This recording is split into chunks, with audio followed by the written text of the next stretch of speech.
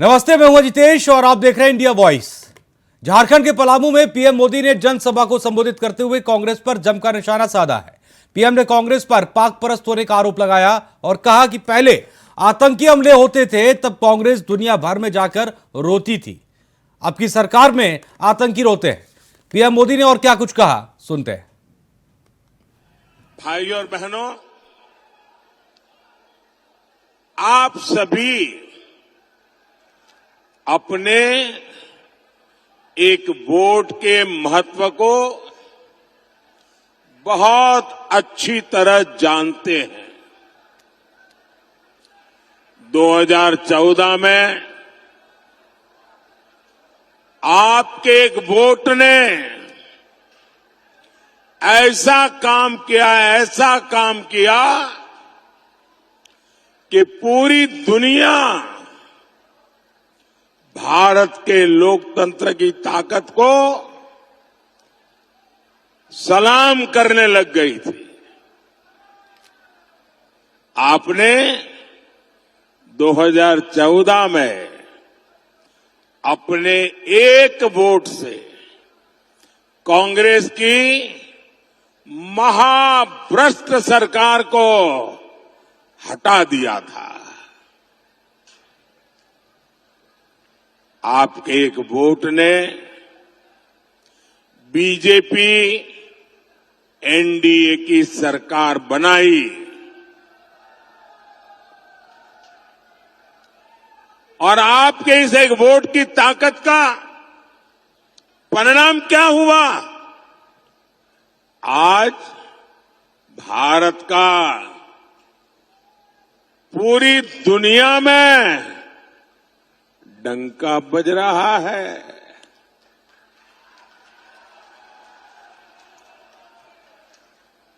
500 साल से हमारी कितनी ही पीढ़ियां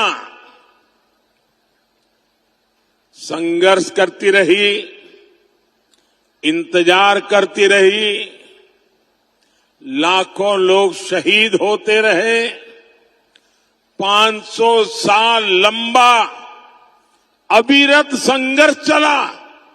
शायद दुनिया में इतना लंबा अविरत संघर्ष इतिहास में कहीं नहीं हुआ होगा जो अयोध्या में हुआ।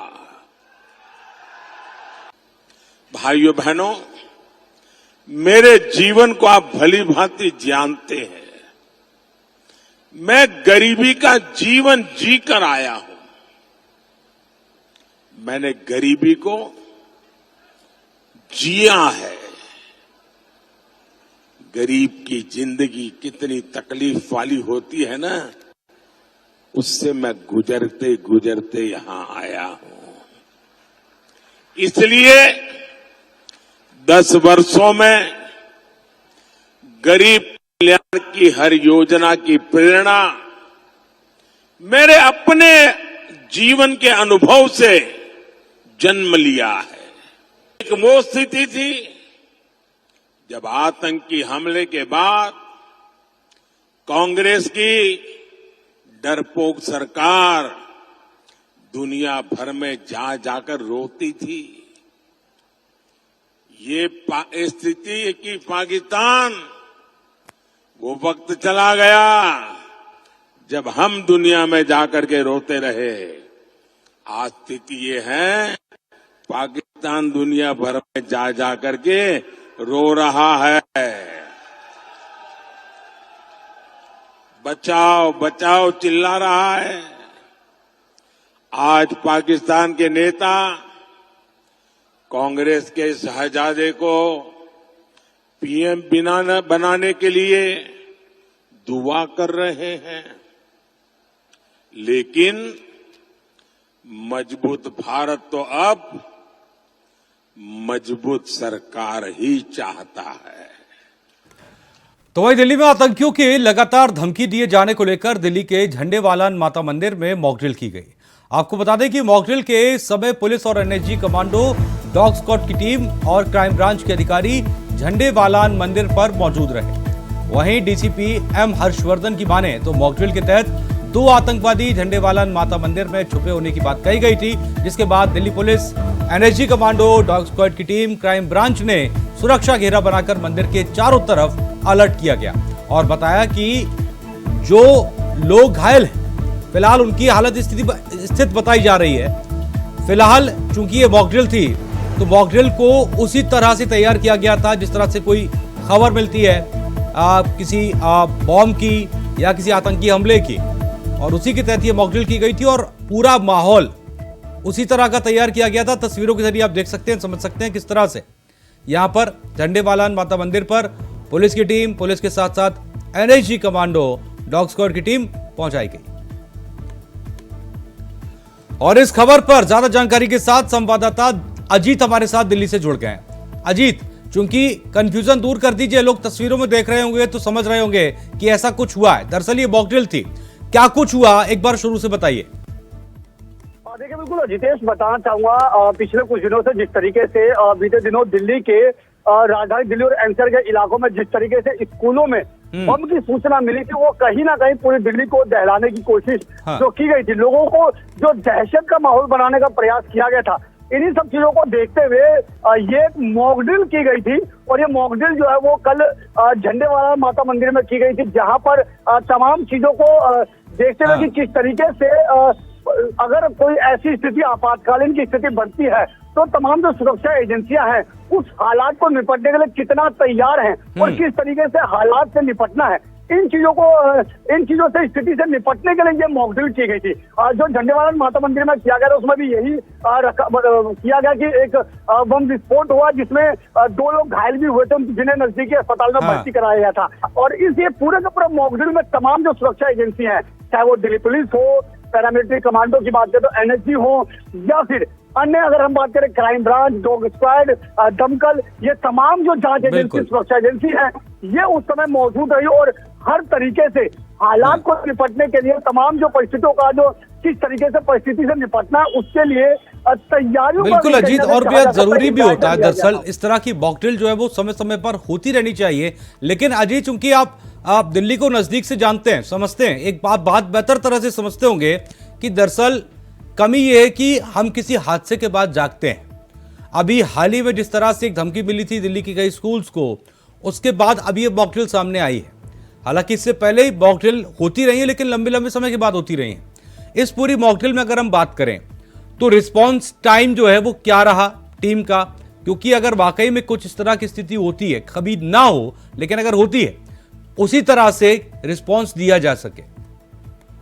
देखिए जितेश, अगर हम बात करें मॉकड्रिल की तो इसमें कोई दो राय नहीं और कह पाना शायद बेईमानी नहीं होगी कि मॉकड्रिल और जब ऐसी कोई स्थिति आती है उस समय दोनों की जो परिस्थिति होती है उसमें काफी अंतर होता है। होता क्या है, जब ये मॉकड्रिल करते हैं तो मॉकड्रिल में हम पहले से प्रिपेयर होते हैं और हम मेंटली प्रिपेयर रहते हैं कि हमें क्या करना है क्या नहीं। लेकिन जब आपातकालीन स्थिति होती है तो उस समय हमें खुद नहीं पता होता कि कब कौन सी स्थिति होने वाली है। हालांकि ये कहा जा सकता है कि मॉकड्रिल से कहीं ना कहीं एक अभ्यास जरूर होता है और उस अभ्यास में देखा जाता है कि रिस्पॉन्स टाइम कितना है। अगर हम कल की इस मॉकड्रिल की बात करें तो यहाँ पर तमाम जो सुरक्षा एजेंसी उनकी जो रिस्पॉन्स टाइम था वो एकदम ठीक ठाक देखने को मिला। और हालांकि झंडेवाला माता मंदिर के अलावा भी और कई 1-2 जगह पर ये मॉकड्रिल की गई थी, जिसमें आरके पुरम का जो स्कूल है वहां पर भी एक ये मॉकड्रिल की गई थी, जहां पर देर रात ये मॉकड्रिल की गई थी। तो ऐसे में क्योंकि जिस तरीके से बीते दिनों दिल्ली के तमाम स्कूलों में बम की खबर मिली, उसके बाद अगले दिन खुद दिल्ली पुलिस की मेल आईडी पर नागलोई में इसी तरीके से एक धमकी भरा मेल आता है नागलोई के लिए, जो सीधे दिल्ली पुलिस हेडक्वार्टर को मेल किया जाता है। तो कहीं ना कहीं इस समय अलर्ट मोड पर जो है तमाम सुरक्षा बिल्कुल और रहना भी चाहिए, क्योंकि हादसे पर हम रिस्पॉन्स करें उससे जरूरी है कि हम कम से कम तैयार रहें इस तरह के हादसों से बचने के लिए। बहुत बहुत शुक्रिया अजीत आपका तमाम जानकारी के लिए। तो ये मॉकड्रिल की गई थी दिल्ली के स्कूलों को जिस तरह से धमकी मिली उसके बाद ये मॉकड्रिल की गई और इस मॉकड्रिल के जरिए कोशिश की गई इस तरह के हादसों को रोकने के लिए। धमकियां जिस तरह से मिली अभी हाल ही में उनसे हम किस तरह से तैयार रहते हैं। खैर, खबरों में आगे बात करेंगे। गाजियाबाद से इस वक्त की एक बड़ी खबर आ रही है। गाजियाबाद से बड़ी खबर यह कि टाटा स्टील के अधिकारी विनय त्यागी की हत्या हो गई है। जी हां, विनय त्यागी की चाकू से गोदकर हत्या कर दी गई है। घर से कुछ ही दूरी पर उनका शव मिला और हत्या करके बदमाश मौके से फरार हो गए। डीएलएफ स्कूल के पास ये शव मिला। लूट के बाद हत्या की ये आशंका जताई जा रही है। कहा जा रहा है कि दरअसल पहले लूट हुई और उसके बाद हत्या की गई। शालीमार गार्डन के निवासी थे, वहां पर ये रहते थे, राजेंद्र नगर। विनय त्यागी, बड़ी खबर इस वक्त की गाजियाबाद से। तस्वीरों के जरिए ये तस्वीर जो आप देख रहे हैं, ये है विनय त्यागी की तस्वीर और जिनकी हत्या कर दी गई। चाकू से गोदकर ही हत्या की गई है और कहा जा रहा है कि दरअसल पहले लूट हुई और उसके बाद हत्या कर दी गई। विनय त्यागी की चाकू से गोदकर हत्या की गई है और अपने आप में गाजियाबाद की एक बहुत बड़ी खबर है ये। घर से कुछ ही दूरी पर विनय त्यागी का शव मिला और कहा जा रहा है कि चाकू से गोदकर हत्या की गई, पहले लूट की गई और उसके बाद ये हत्या की गई। इस बात की आशंका जताई जा रही है। हत्या करके आरोपी मौके से तुरंत ही फरार हो गए। ज्यादा जानकारी के साथ गाजियाबाद से प्रवीण कुमार हमारे साथ जुड़ गए हैं। प्रवीण, एक बार पूरी खबर बता दे, कैसे हादसा हुआ और किस तरह से दहशत फैल गई है इस खबर के बाद। जी अजितेश, आपको बता दें ये दिल्ली के टाटा स्टील कंपनी में एक अधिकारी हैं और गाजियाबाद के शालीमार गार्डन के थाना क्षेत्र के राजेंद्र नगर में ये रहते हैं। रोजमर्रा की तरह जब वो दिल्ली से ऑफिस से लौटते हैं सुबह 10:30 बजे, वो राजेंद्र नगर के मेट्रो स्टेशन पे उतरते हैं। इसी दौरान जब पैदल पैदल अपने घर की तरफ जा रहे थे तो उनके पीछे से किसी अज्ञात लोगों ने उन पर जो है लूटपाट का जो प्रथम दृष्टया पुलिस की जांच में निकल कर आ रहा है कि उनके साथ लूटपाट की गई। उसके बाद उनकी बाएं तरफ जो है 2 चाकू के घाव मिले हैं जो कि गहरे बताए जा रहे हैं और लहू लुहान होने की स्थिति में वो वहीं पड़े रहे। जिसके बाद वहां जो है लोगों को देखा कि वहां पर कोई व्यक्ति पड़ा है, पुलिस को सूचना दी गई। पुलिस ने परिजनों को सूचना दी और मौके पे परिजन। प्रवीण, अभी तक क्या आप किसी संदिग्ध को कोई पुलिस पकड़ पाई है या पूछताछ किसी से चल रही है? क्योंकि और दूसरी तरफ एक सवाल ये भी है, क्या साजिश इस पूरे मामले पर कोई बताई जा रही है या फिर लूट के इरादे से ही हत्या की गई? अजय, आपको पता है दरअसल जिनकी हत्या कर दी गई है वो अपने पत्नी और 2 बच्चों के साथ राजेंद्र नगर में रहते हैं। हाँ। और वो उनसे पुलिस का जो कहना है इस पूरे मामले में पुलिस हर तरीके से जांच कर रही है, लेकिन पुलिस का एसीपी शालीमार गार्डन सिद्धार्थ गौतम का बयान आया है कि ये प्रथम दृष्टया लूटपाट की घटना लग रही है, लेकिन पुलिस इसमें किसी तरीके की लापरवाही नहीं बरतते हुए सभी एंगलों से जांच कर रही है। लूटपाट की घटना स्थल के आसपास लगे सीसीटीवी फुटेजों की भी पुलिस संभाल रही है ताकि साफ हो सके कि हत्या के पीछे। प्रवीण, विनय त्यागी के परिवार से कोई बातचीत हुई क्या या फिर पुलिस को उन्होंने कुछ बताया हो मामले से जुड़े हुए कोई जरूरी तथ्य? विनीत त्यागी के परिवार में जो उनकी पत्नी उनका साफ तौर पर कहना है कि हमारा किसी से आपसी कोई रंजिश नहीं है। वो रोजमर्रा की तरह अपने ऑफिस से हमारे घर आते हैं और घर, लेकिन अभी उनकी तरफ से पत्नी और परिवार की तरफ से किसी तरह का कोई बयान नहीं आया, लेकिन पुलिस उनसे लगातार पूछताछ कर रही है और उनकी कॉल रिकॉर्डिंग भी खंगाल रही है। पुलिस किसी भी तरीके से कोई लापरवाही या कोताही नहीं बरतना चाहती है और जल्दी खुलासा भी कर देगी। पोस्टमार्टम को लेकर क्या खबर है? क्योंकि कहा जा रहा है कि चाकू से गोदकर हत्या की गई है। पोस्टमार्टम रिपोर्ट के बाद जाहिर सी बात है और भी चीजें साफ हो पाएंगी। जी निश्चित तौर पर जब पोस्टमार्टम के लिए पुलिस ने उनका शव भेज दिया है तो पोस्टमार्टम में उसमें निकल कर आएगा कि कितने व्यक्तियों ने किस हथियार का यूज किया है। उसके बाद तौर पर हो पाएगा कि उनके साथ जो लूटपाट की घटना हुई है तो उस दौरान उनके साथ जबरदस्ती भी की गई है या मारपीट भी की गई है। सिर्फ लूटपाट करने वालों का जो मोटिव था कि केवल लूटपाट करना था या इसके साजिश के तहत किसी के द्वारा उनकी हत्या की गई है, ये पुलिस जो है पोस्टमार्टम की रिपोर्ट के बाद ही क्लियर कर पाएगी कि हत्या का क्या कारण है। फिलहाल नजर बनाकर रखिए और अपडेट हम तक पहुंचाते रहिए। बहुत बहुत शुक्रिया प्रवीण आपका तमाम जानकारी के लिए। तो गाजियाबाद से अपने आप में एक कानून व्यवस्था पर भी एक सवाल खड़ा करने वाली खबर है। और आगे बढ़ेंगे और अगली खबर है छत्तीसगढ़ के बिलासपुर से। जी हां, एक बड़ी खबर आपको बता रहे जहां पर वार्डन से परेशान होकर छात्राओं ने देर रात जमकर हंगामा मचाया है। छात्राओं ने हॉस्टल का गेट तोड़ दिया और यूनिवर्सिटी प्रबंधन के खिलाफ प्रदर्शन किया है। गुरु घासीदास सेंट्रल यूनिवर्सिटी की छात्राओं ने यह हंगामा किया। कार्यक्रम में शामिल होने से रोके जाने के बाद यह प्रदर्शन किया गया है। कार्यक्रम में इनको शामिल होना था और उस कार्यक्रम का नाम है स्वीप मतदाता जागरूकता कार्यक्रम। इस कार्यक्रम में इन्हें जाना था, रोका गया, जिसके बाद इन्होंने ये प्रदर्शन किया। तस्वीरों के जरिए आप देख सकते हैं जो गेट कीपर है वो रोकने की कोशिश कर रहा है, लेकिन कहा यह जा रहा है कि इस गेट को भी तोड़ दिया गया और छात्राओं ने जमकर प्रदर्शन किया है। हॉस्टल के सामने देर रात, काफी देर तक रात में यह हंगामा होता रहा। सुबह 5 बजे तक अखिल भारतीय विद्यार्थी परिषद यानी कि एबीवीपी और जो नाराज छात्राएं थी उन्होंने प्रबंधन के खिलाफ जमकर नारेबाजी की है। सुबह 5 बजे तक यह प्रदर्शन चलता रहा और प्रबंधन के खिलाफ जमकर नारेबाजी होती रही और इस नारेबाजी में गेट तक तोड़ दिया गया। कहा जा रहा है कार्यक्रम में ये शामिल होना चाहते थे छात्र, लेकिन इन छात्राओं को वार्डन ने मना कर दिया और वार्डन से चूंकि पहले से भी इनकी कई शिकायतें थी, उन तमाम शिकायतों को लेकर मांग न मानने पर यह प्रदर्शन किया गया है और हॉस्टल का गेट तोड़कर यूनिवर्सिटी प्रबंधन के खिलाफ जमकर नारेबाजी की गई।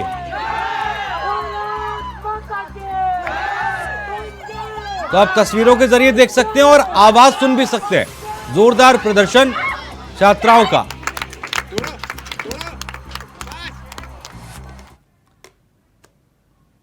और चलिए आगे बढ़ते हैं। अगली खबर लखनऊ से है, जहां पर चुनाव समाप्ति तक सभी अफसरों की छुट्टियां रद्द कर दी गई है। जी हां, आईएएस और आईपीएस अफसरों की छुट्टियां रद्द कर दी गई। शासन से सचिवालय तक के तमाम जो ऑफिसर्स हैं उनकी छुट्टियां रद्द कर दी गई हैं। बड़ी खबर इस वक्त की, चुनाव की एंडिंग तक कोई भी छुट्टी अवकाश नहीं ले सकेंगे तमाम ऑफिसर्स।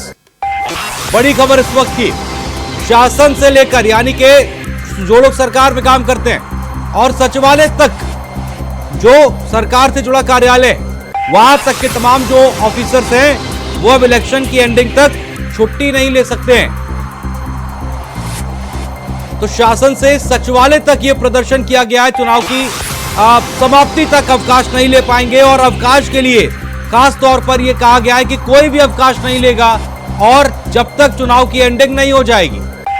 शासन से सचिवालय तक के अफसरों की छुट्टियां रद्द कर दी गई हैं क्योंकि तमाम जगह पर चुनाव की तैयारियां चल रही हैं। 2 चरणों की वोटिंग हो चुकी है। आए दिन कहीं ना कहीं कोई ना कोई प्रदर्शन हो रहा है, वोटिंग को लेकर तैयारियां हो रही हैं। तो ऐसे में तमाम जो ऑफिसर्स हैं उनकी जिम्मेदारी है और उस जिम्मेदारी को निभाने के लिए ये छुट्टियां रद्द कर दी गई और साफ आदेश दिया गया है कि चुनाव खत्म होने तक कोई भी छुट्टी नहीं ले सकता है, चाहे वो आईएएस हो और आईपीएस हो। सभी की छुट्टियां रद्द कर दी गई। शासन में और सचिवालय में तमाम जो लोग काम करते हैं उन तमाम लोगों की छुट्टियां कैंसिल कर दी गई हैं और कहा गया है कि चुनाव एंडिंग तक ये अवकाश नहीं ले पाएंगे।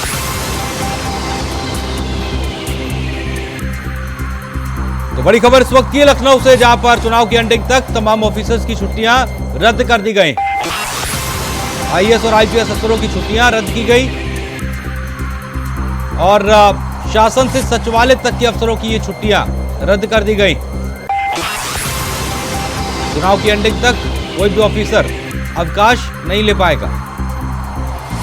बड़ी खबर इस वक्त की और एक बड़ा आदेश है ये और होना भी चाहिए और क्योंकि हर चुनाव में ऐसा होता भी, क्योंकि तमाम अफसर्स की जिम्मेदारी है इस लोकतंत्र के पर्व में अपना योगदान देने का और इसीलिए उनकी छुट्टियां रद्द कर दी गई हैं चुनाव की एंडिंग तक। चुनाव की समाप्ति तक अवकाश नहीं ले पाएंगे।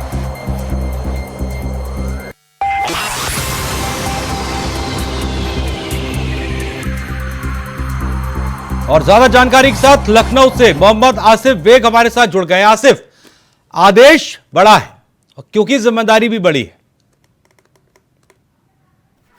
जी बिल्कुल, शेष लोकसभा चुनाव 2024 को संपन्न कराने के लिए शासन और प्रशासन पूरी तरह से एक्टिव है और लगातार कार्रवाइयां भी हो रही है और साथ ही साथ क्राइम कंट्रोल के लिए पुलिस अफसर लगातार भ्रमण रहते हैं, चेकिंग अभियान चला रहे हैं और जो चेक पोस्ट बनाए गए वहां पर पुलिस को सफलता भी मिल रही है। और साथ ही साथ पुलिस की बात करें, पुलिस अफसरों की बात करें तो कई असला फैक्ट्री भी पकड़ी जा चुकी है और साथ ही साथ चुनाव में खपाने के काफी रुपए भी जो है पकड़े जा चुके हैं। वहीं अगर बात करें अफसरों की ड्यूटी को लेकर तो शासन की तरफ से एक आदेश दिया गया है कि जब तक लोकसभा चुनाव संपन्न नहीं हो जाता तब तक सभी डीएम और एसपी के साथ साथ जो उनके मातहत हैं और जो फील्ड में तैनात रहते हैं उनकी छुट्टी नहीं दी जाएगी। हालांकि इमरजेंसी में अगर किसी अफसर को छुट्टी चाहिए तो वह सीएम से अनुमोदन करा ले और उसके बाद ही उसको छुट्टी दी जाएगी। जी अच्छे। बिल्कुल, इसके साथ ही साथ आसिफ अगर हम बात करें, चूंकि चुनाव एंडिंग तक ये आदेश जो है वो दिया गया है, और कौन कौन सी कैटेगरी के ऑफिसर्स हैं जिन पर ये लागू होगा? जी बिल्कुल अच्छे, बता दूं कि छुट्टी की बात करें तो आईपीएस आईएएस के साथ साथ जो थाना प्रभारी से लेकर सिपाही तक हैं उनकी छुट्टियों पर रोक लगा दी गई है। हाँ। और इसके अलावा प्रमुख सचिव से लेकर जो भी निजी सचिव हैं उनकी भी छुट्टी पर रोक लगा दी गई है और साफ आदेश दिया गया है कि जो भी अफसर छुट्टी लेंगे हुआ मुख्यमंत्री के अनुमोदन के बाद ही उनको छुट्टी मिल सकेगी, वरना 2024 का चुनाव शांतिपूर्ण। बिल्कुल, जाहिर सी बात है, चुनाव को शांतिपूर्ण कराना भी अपने आप में एक बड़ी जिम्मेदारी है। आसिफ, आप हमारे साथ बने रहिए, अगली खबर पर भी आपके साथ हम जुड़ेंगे। और आगे बढ़ते हैं, अगली खबर लखनऊ से, जहां पर वरिष्ठ आईपीएस अफसर एडीजी टेक्निकल सेवाएं यूपी नवीन अरोरा को सम्मानित किया गया है। बता दें कि उत्तर प्रदेश के मुख्य सचिव दुर्गा शंकर मिश्रा ने सम्मानित किया है। आपको बता दें कि कई सालों की तुलना में साल 2023 में सर्वाधिक केसों का परीक्षण किया गया है और रिपोर्ट्स को न्यायालय में पेश करके जो अभियुक्त थे उनको सजा दिलवाने में मदद की गई। तो वहीं इसमें एफएसएल गाजियाबाद पहले पोजीशन पर आए हैं, तो लखनऊ एफएसएल को दूसरा स्थान मिला है। बताया जा रहा है कि इस कार्यक्रम में समारोह में निदेशक एफएसएल लखनऊ के सुधीर कुमार और कई विभागों के सर्वश्रेष्ठ निस्तारण करने वाले 11 वैज्ञानिकों को भी सम्मानित किया गया है। तो 11 वो साइंटिस्ट भी हैं जिनको सम्मानित किया गया। एफएसएल लखनऊ को सेकंड पोजीशन मिली है। और फोन लाइन पर आसिफ बेग हमारे साथ बने हुए हैं। आसिफ, जरूरी भी है हालांकि, क्योंकि तमाम जो ऑफिसर्स हैं वो बेहतर काम जब करते हैं तो उनको सम्मान मिलने से जाहिर सी बात है आप उनका कॉन्फिडेंस भी बढ़ता है और अपने काम के प्रति जो है वो और लगन के साथ बढ़ते हैं। जी बिल्कुल, जिस तरह से यूपी सरकार लगातार कई अभियान चला रखी है अपराधियों को सजा दिलाने के लिए, यूपी डीजीपी प्रशांत कुमार के नेतृत्व में ऑपरेशन कन्विक्शन चलाया गया, जिसके तहत कई दुर्दांत अपराधियों को समय रहते सजा दिलाई गई और साथ ही साथ कई ऐसे भी आदेश हुए जिसके तहत जो पैरवी होनी है, जो अपराधी है उनको अदालत से न्यायालय से कड़ी सजा दिलाने के लिए भी अभियोजन पक्ष की तरफ से पैरवी कराई गई। यही वजह रही कि लगातार कई ऐसे चौंकाने वाले मामले हैं जिसमें सजा लगातार जो है अपराधियों को पड़ती दिखी, चाहे बात करें मुख्तार अंसारी की या फिर कई ऐसे गैंग हैं जो लगातार आपराधिक वारदातों को अंजाम देकर जेल में सुरक्षित रह रहे थे और इनके खिलाफ पैरवी हुई और सजा भी दिलाई गई। इसके पहले देखा जाता था कि जिस तरह से मुकदमा दर्ज कर जेल भेज दिया जाता था माफियाओं को, गुंडों को, लेकिन उन्हें सजा दिलाने में काफी लेट लतीफी होती रहती थी। बानगी की तौर पर बात करें तो मुख्तार अंसारी को 8 मामलों में सजा पड़ चुकी थी, लेकिन इसके पहले जो है मुख्तार अंसारी जेल में ही ऐश कर रहा था। आसिफ, इसके साथ ही साथ चूंकि आम लोगों की अगर हम बात करें उनको इस बात की समझ नहीं होती है, तो मैं चाहूंगा थोड़ा तफसील से ये भी बता दें कि दरअसल जो एफएसएल विभाग है ये अपने आप में एक महत्वपूर्ण विभाग है और खासतौर पर तब ये काम करता है जब किसी अभियुक्त को सजा दिलानी होती है या उसका केस का ट्रायल चल रहा होता है। तो आम लोगों को इस बात की ज्यादा जानकारी नहीं होती है आसिफ, तो जब इस तरह की खबरें आती हैं अपने आप में अच्छी खबरें होती हैं और लोगों को जानकारी मिलती है कि दरअसल हमें जो न्याय मिलता है उसमें इस विभाग की भी बड़ी जिम्मेदारी होती है। जी बिल्कुल, यूपी सरकार ने अपराधियों को जल्द से जल्द सजा दिलाने के लिए ऑपरेशन कन्विक्शन अभियान चलाएगा और साथ ही साथ डीजीपी प्रशांत कुमार ने यूपी के सभी पुलिस अफसरों को यानी एसपी को साफ निर्देश दिया कि जो भी उनके जिले में जेल में बंद अपराधी हैं, दुर्दांत अपराधी हैं, उनको जल्द से जल्द सजा दिलाई जाए। इसके लिए अभियोजन पक्ष की तरफ से लगातार पैरवी करने का निर्देश, इसीलिए तमाम जो कोशिशें हैं वो तमाम विभाग करते हैं और सम्मानित करके उनका जो हौसला है वो बढ़ाया जाता है। बहुत बहुत शुक्रिया आसिफ तमाम जानकारी के लिए। तो उत्तर प्रदेश के मुख्य सचिव दुर्गा शंकर मिश्रा ने सम्मानित किया, एफएसएल गाजियाबाद फर्स्ट पोजीशन पर आए। और सेकंड पोजीशन पर रहा लखनऊ। और चलिए इसी के साथ फिलहाल इस बुलेटिन में इतना ही, लेकिन इंडिया वॉइस पर देश और दुनिया की तमाम खबरों को देखने के लिए आप लगातार हमारे साथ बने रहिए। नमस्ते।